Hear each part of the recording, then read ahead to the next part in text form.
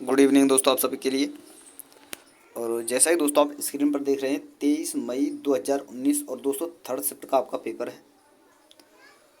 तो दोस्तों third shift के जो है 23 मई के जो आपका आरआरबी जेईई का जो एग्ज़ाम हुआ था उसमें जितने भी आपके प्रश्न बने हैं दोस्तों साइंस से रिलेटेड और जीके से रिलेटेड वो सारे प्रश्न हम इस वीडियो में डिस्कस करने वाले हैं। तो चलिए दोस्तों वीडियो को शुरू करते हैं। और दोस्तों देखिए कल रविवार था और कल मैंने दोस्तों जो है देखिए आप सभी को पता ही है जो जीके का वीडियो मैं लेकर चल रहा हूँ। हर रविवार को ये वीडियो मैं आपके लिए डालता हूँ और क्रम वाइज जो वीडियो है वो चल रही हैं आपकी। जीके की जितनी वीडियो है वो सारी क्रम वाइज चलेंगी दोस्तों।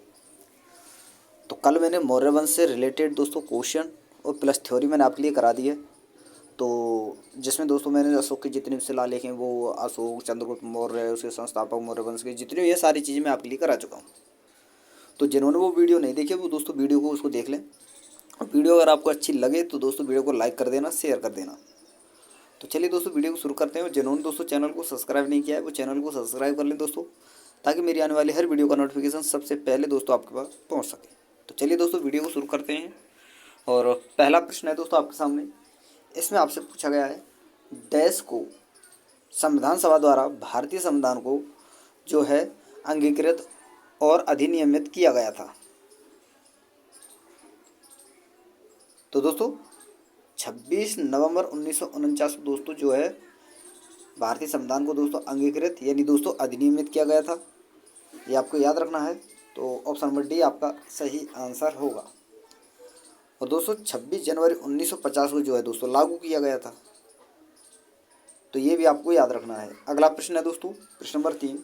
इसमें आपसे पूछा गया है कौन सी ग्रंथि केवल यौवन तक सक्रिय रहती है। तो कौन सी ग्रंथि दोस्तों? थाइमस ग्रंथि। ऑप्शन नंबर सी आपका सही आंसर होगा। अगला प्रश्न है दोस्तों प्रश्न नंबर 4 और इसमें आपसे पूछा गया बेरी बेरी किस वजह से होता है। तो किस वजह से होता है दोस्तों? विटामिन B1 की कमी से होता है दोस्तों, ना कि अधिकता से। विटामिन B1 की कमी से होता है। ऑप्शन नंबर डी आपका सही आंसर होगा। अगला प्रश्न है प्रश्न नंबर 5। साबुन अणु में एक डैश होता है दोस्तों।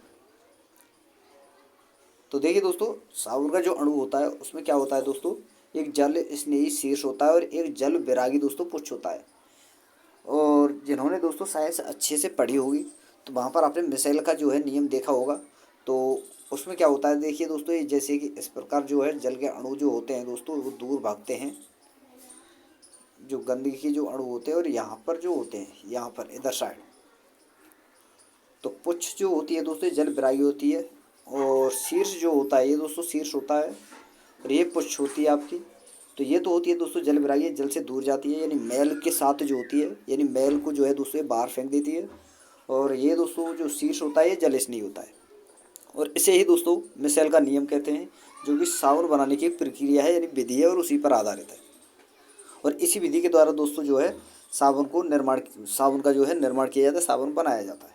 यानी सॉरी दोस्तों, साबुन जो है धुलाई के साथ कार्य कपड़ों के साथ कार्य करता है इसी नियम के आधार पर। तो ऑप्शन नंबर सी आपका सही आंसर होगा। अगला प्रश्न है दोस्तों प्रश्न नंबर 6।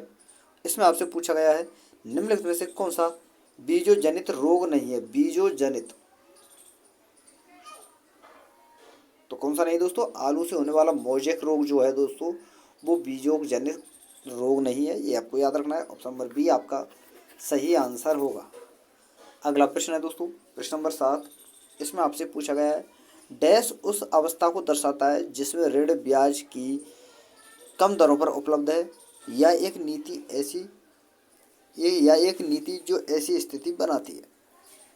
तो क्या है दोस्तों? चीप मनी जो होता है दोस्तों, चीप मनी उस अवस्था को दर्शाता है जो ऋण जिसमें ऋण जो है दोस्तों कम ब्याज दरों पर उपलब्ध होता है। ये आपको याद रखना है। ऑप्शन नंबर सी आपका सही आंसर होगा। अगला प्रश्न है दोस्तों प्रश्न नंबर 8। इसमें आपसे पूछा गया है किस खेल में बाएं हाथ से खेलने की अनुमति नहीं है। तो किस खेल में नहीं है दोस्तों? पोलो में। ऑप्शन नंबर डी आपका सही आंसर होगा। अगला प्रश्न है दोस्तों प्रश्न नंबर 9। इसमें आपसे पूछा गया है किस धातु ब्लॉक में मौजूद अदृश्य दरार या छिद्र का पता लगाने के लिए उसके अंदर भेजी जाने वाली अल्ट्रासोनिक तरंगें जो हैं किसके अल्ट्रासोनिक जो तरंग है डैश का उपयोग करके प्राप्त की जाती है। तो किसका उपयोग करके दोस्तों? संचारित तरंगों का पता लगाने के लिए प्रयुक्त सूचकों का जो प्रयोग करके दोस्तों अल्ट्रासोनिक तरंगें जो है प्राप्त की जाती हैं। यानी सॉरी दोस्तों, जो दरारें होती हैं, जो छिद्र होते हैं, वो प्राप्त किए जाते हैं। तो ऑप्शन नंबर डी आपका सही आंसर होगा। अगला प्रश्न है दोस्तों, प्रश्न नंबर 10। इसमें आपसे पूछा गया है उन अभिक्रियाओं को क्या कहा जाता है जिनमें उत्पादों के साथ साथ ऊष्मा भी उत्पन्न होती है। तो ऊष्माक्षेपीय अभिक्रिया, ऑप्शन नंबर डी आपका सही आंसर होगा। अगला प्रश्न है प्रश्न नंबर 11। इसमें आपसे पूछा गया गन्ना में डैश पाया जाता है। तो देखिए दोस्तों, गन्ना में ग्लूकोज तो होता ही है, साथ में फ्रक्टोज भी होता है, ये आपको याद रखना है। ऑप्शन नंबर बी आपका सही आंसर होगा। अगला प्रश्न है प्रश्न नंबर 12। इसमें आपसे पूछा गया है एक ओम के 4 प्रतिरोध जो है श्रेणी क्रम में जुड़े हुए हैं, तो परिणामी प्रतिरोध क्या होगा दोस्तों। तो देखिए दोस्तों, समांतर, एक तो होता है आपका समांतर, एक होता है दोस्तों श्रेणी। तो मैंने आपके लिए बताया था कि समांतर जो है दोस्तों, वो जैसे आपके प्रतिरोध 1 के हैं तो 1/1 1y प्लस 1y फिर प्लस, जैसे 4 हैं तो 4 जोड़ेंगे। तो ये दोस्तों जो है आपका जो ये क्रम होता है, ये किस प्रकार चलता है। तो ये चलता है दोस्तों 1/r1 प्लस 1/r2 प्लस, इस प्रकार चलता रहता है। लेकिन दोस्तों जो आपका श्रेणी क्रम होता है, इसमें क्या होता है, जो आपके लिए प्रतिरोध दिए हैं, जैसे एक ओम के 4 प्रतिरोध है तो इन्हें डायरेक्टली जोड़ दिया जाता है। जैसे कि 4 हैं 1 ओम के, तो 1 प्लस 1 प्लस 1 प्लस 1, इस प्रकार 4 जो है इसका आंसर होगा। तो ऑप्शन नंबर ए आपका सही आंसर होगा, ए। अगला प्रश्न है प्रश्न नंबर 13। इसमें आपसे पूछा गया है कनिष्क किस वंश से संबंधित थे। तो किससे थे दोस्तों, कुषाण वंश से। ऑप्शन नंबर ए आपका सही आंसर होगा। अगला प्रश्न है प्रश्न नंबर 14। निम्नलिखित में से किस गैस का ऊर्जा मान जो है, यानी दोस्तों कैलोरी जो मान होता है, वो सबसे अधिक होता है। तो किसका होता है दोस्तों, हाइड्रोजन का। ऑप्शन नंबर सी आपका सही आंसर होगा। अगला प्रश्न है प्रश्न नंबर 15। इसमें आपसे पूछा गया है निम्नलिखित में से किस स्थिति में जल के बाष्पीकरण में वृद्धि होगी। तो कब होगी दोस्तों, जल के तापमान में वृद्धि करने पर दोस्तों बाष्पीकरण में भी वृद्धि होती है। तो ऑप्शन नंबर सी आपका सही आंसर होगा। अगला प्रश्न है प्रश्न नंबर 16 और इसमें आपसे पूछा गया है इंडियन इम्यूनोलॉजिकल लिमिटेड द्वारा लॉन्च किया गया रक्षा वेलु जो है दोस्तों डैश के लिए पहला टीका है। तो किसके लिए है दोस्तों, ये रक्षा वेलु टीका जो है, ये है दोस्तों नील जिह्वा यानी बिलू टंग के लिए दोस्तों, जिसमें जो है दोस्तों जो हमारी जीभ जो होती है यानी टंग जो होती है, ये दोस्तों नीली पड़ जाती है। तो ऑप्शन नंबर बी आपका सही आंसर होगा। अगला प्रश्न है प्रश्न नंबर 17 और इसमें आपसे पूछा गया है कि क्योटो प्रोटोकॉल के अनुसार ग्रीन हाउस गैसों की संख्या कितनी है। तो कितनी है दोस्तों, 6। ऑप्शन नंबर सी आपका सही आंसर होगा, सॉरी दोस्तों बी। अगला प्रश्न है प्रश्न नंबर 18। इसमें आपसे पूछा गया भारत का पहला पीको उपग्रह कौन सा है। तो कौन सा है दोस्तों, stud set. Option number A आपका सही आंसर होगा। अगला प्रश्न है प्रश्न नंबर 19 और इसमें आपसे पूछा गया है अयस्कों का भर्जन क्यों किया जाता है। तो अयस्कों का जो भर्जन किया जाता है वो किया जाता है दोस्तों सल्फर को निकालने के लिए। ऑप्शन नंबर बी आपका सही आंसर होगा। अगला प्रश्न है प्रश्न नंबर 20 और इसमें आपसे पूछा गया है निम्नलिखित में कौन सी गैस विकसित होती है जब इथेनॉल और सोडियम के साथ अभिक्रिया करता है। यानी दोस्तों इथेनॉल और सोडियम की जब प्रतिक्रिया कराई जाती है तो हमें कौन सी गैस प्राप्त होती है, ये इसमें पूछा गया है। तो ऑप्शन नंबर डी आपका सही आंसर होगा दोस्तों, हाइड्रोजन। अगला प्रश्न है प्रश्न नंबर 21। इसमें आपसे पूछा गया है कुत्ते के काटने से कौन सी बीमारी होती है। तो दोस्तों ऑप्शन नंबर सी आपका सही आंसर होगा, रेबीज। अगला प्रश्न है प्रश्न नंबर 22 और दोस्तों वीडियो अगर आपको पसंद आ रही है तो प्लीज़ आपसे रिक्वेस्ट है दोस्तों वीडियो को शेयर कर दिया करें और चैनल को सब्सक्राइब कर लिया करें दोस्तों, जिन्होंने चैनल को सब्सक्राइब नहीं किया है, और लाइक किया करें ज़रूर दोस्तों वीडियो को। और दोस्तों चैनल को सब्सक्राइब करने के साथ साथ दोस्तों एक बगल में आपके लिए छोटा सा बेल आइकन दिख रहा होगा, तो उसे भी ज़रूर दबा दिया करें और ऑल वाले पर क्लिक करके दोस्तों बेल आइकन को दबा लिया करें, ताकि दोस्तों मेरी आने वाली हर वीडियो का नोटिफिकेशन सबसे पहले दोस्तों आपके पास पहुँच सके। तो ये चीज़ आपको ज़रूर याद रखनी है दोस्तों। जो भाई हमारे चैनल को पहली बार विजिट करते हैं उनसे मेरा यही कहना है। अगला प्रश्न है दोस्तों, बात करते हैं कि न्यूट्रॉन डैश के अलावा सभी परमाणुओं के नाभिक में मौजूद होते हैं। तो हाइड्रोजन के नाभिक में जो है दोस्तों न्यूट्रॉन मौजूद नहीं होते। ऑप्शन नंबर डी आपका सही आंसर होगा। अगला होगा आपका प्रश्न, और इसमें आपसे पूछा गया है कि संपर्क में आने वाली दो सतहों के बीच डैश की उपस्थिति के कारण दोस्तों घर्षण बनती है। तो किसके कारण दोस्तों? अनियमितताओं के कारण। ऑप्शन नंबर ए आपका सही आंसर होगा। अगला प्रश्न है प्रश्न नंबर 24। इसमें आपसे पूछा गया है अम्लीय विलयन में फेनेप्थोलीन का रंग कैसा होता है? जब दोस्तों फेनेप्थेलिन को अम्ल में डाला जाता है या अम्ल को फेनेप्थेलिन में डाला जाता है तो रंग कैसा होता है दोस्तों? रंगहीन। अम्ल के साथ दोस्तों जो फेनेप्थेलिन है ये रंगहीन जो है होता है, ये आपको याद रखना है। और क्षार के साथ दोस्तों ये गुलाबी होता है, ये भी आपको याद रखना है। तो ऑप्शन नंबर ए आपका सही आंसर होगा। कैसा दोस्तों? अम्ल के साथ रंगहीन। अगला प्रश्न है प्रश्न नंबर 25। इसमें आपसे पूछा गया है भारतीय शेरों के संरक्षण के लिए पश्चिमी भारत में कौन सा वन्यजीव अभयारण्य जो है स्थापित किया गया था? तो कौन सा दोस्तों? गिर, जो कि गुजरात में है। ऑप्शन नंबर सी आपका सही आंसर होगा। अगला प्रश्न है प्रश्न नंबर 26। अम्लीय विलयन में फेनेप्थोलीन का रंग कैसा होता है दोस्तों? डबल टाइप हो चुका है। तो ऑप्शन नंबर ए आपका सही आंसर होगा। अगला प्रश्न है प्रश्न नंबर 27। दोस्तों ये पता नहीं, प्रश्न 2-3 बार मुझसे टाइप हो चुका है, तो चलिए देखते हैं अगला प्रश्न क्या है।